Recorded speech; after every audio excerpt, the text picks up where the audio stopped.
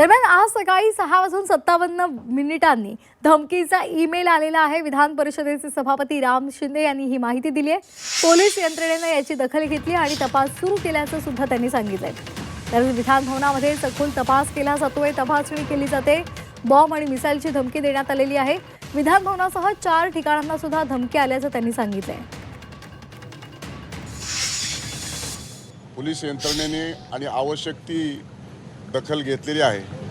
संपूर्ण तपास हा सुरू आहे।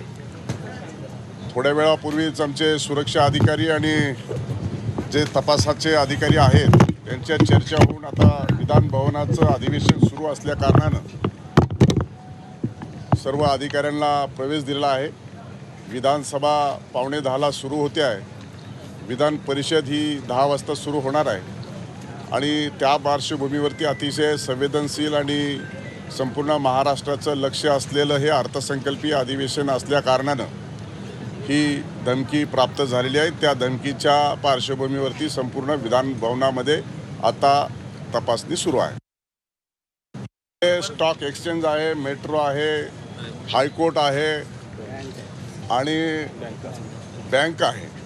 असे 4 महत्त्वाचे ठिकाणी देखील विधान भवनाबरोबरच या 4 महत्त्वाच्या ठिकाणांचा देखील त्यामध्ये समावेश आहे आणि त्यामध्ये टायमिंगसुद्धा दिलेलं आहे आणि म्हणून त्या अनुषंगानं जास्त आवश्यक ती खबरदारी राज्य सरकारच्या वतीनं आणि जी आवश्यक ती तपासणी आणि चौकशी आणि बॉम्ब डिटेक्शन अँड डिस्पोजल स्क्वॉडच्या माध्यमातून, डॉग स्क्वॉडच्या माध्यमातून आवश्यक ती कारवाई सुरू आहे, तपासणी सुरू आहे।